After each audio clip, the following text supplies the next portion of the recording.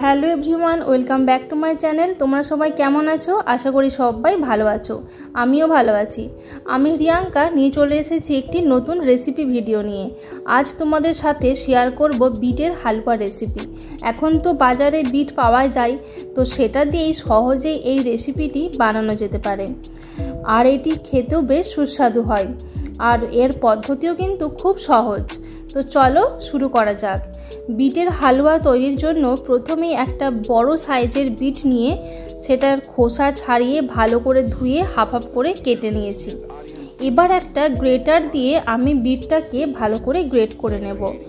একটা মোটা গ্রেটার দিয়ে গ্রেট করতে হবে, মিহি গ্রেটার দিয়ে ভালোভাবে গ্রেট করা যায় না আর সময় লাগে বেশি, তাই একটা মোটা গ্রেটার দিয়ে গ্রেট করলে বিটটা তাড়াতাড়ি গ্রেট করা হবে। তো দেখো আমার অর্ধেকটা তো বিট গ্রেট করা হয়ে গেছে, আর অর্ধেকটা বাকি আছে।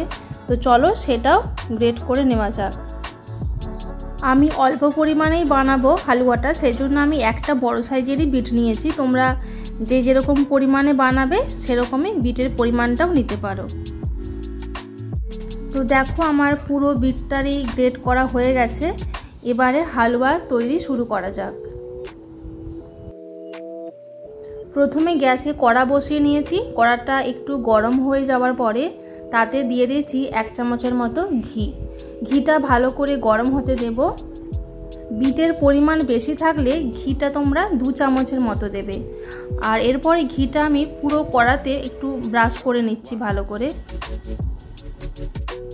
ঘিয়ের জায়গায় কিন্তু তেল দেওয়া যাবে না, ঘিটাই নিতে হবে।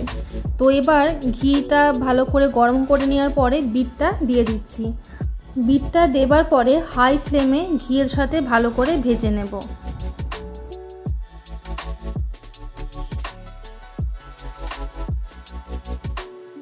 তো 2 মিনিটের মতো বিটটা ভেজে নিয়েছি। এরপরেতে অ্যাড করছি 1 কাপের মতো দুধ। এক্ষেত্রে কাঁচা দুধ বা ফোটানো দুধ যে কোনো একটা দেওয়া যেতে পারে, আমি দুধ ফোটানোই দিয়েছি।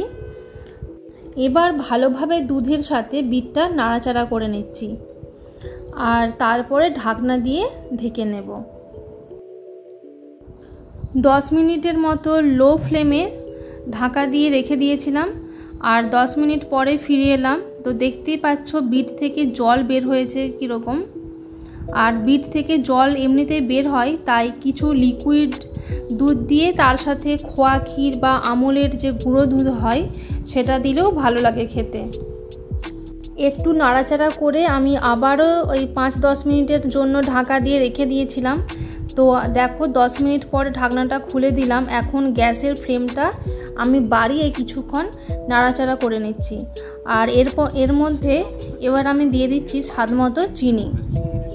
তোমরা যে যেরকম মিষ্টি পছন্দ করো সে সেরকম চিনি ব্যবহার করবে। চিনিটা আমি ভালোভাবে বিটের সাথে মিশিয়ে নিচ্ছি।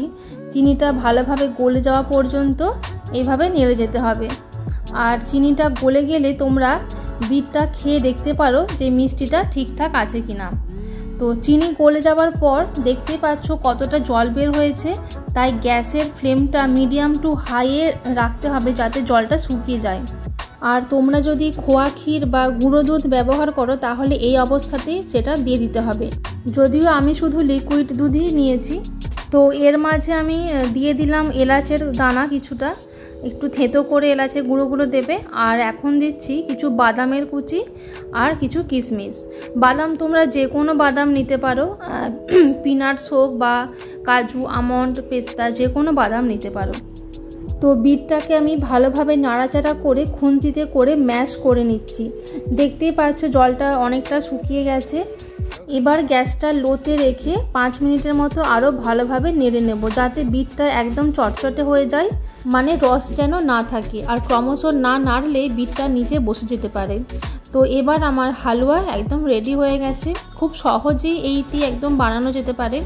আর তোমরা ভিডিও দেখে বুঝতেই পারছো যে খুব কম উপকরণেই কিন্তু এটা বানানো যায়। গাজরের হালুয়া তো অনেকেই খেয়েছো, তাই এবার বিটের হালুয়াটা অবশ্যই খেয়ে ট্রাই করতে পারো।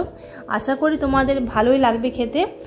আর যদি আমার ভিডিওটা ভালো লাগে অবশ্যই লাইক কমেন্ট করতে ভুলো না। আর আমার চ্যানেলে নতুন থাকলে সাবস্ক্রাইব করে পাশে থেকো। দেখা হবে নেক্সট ভিডিওতে।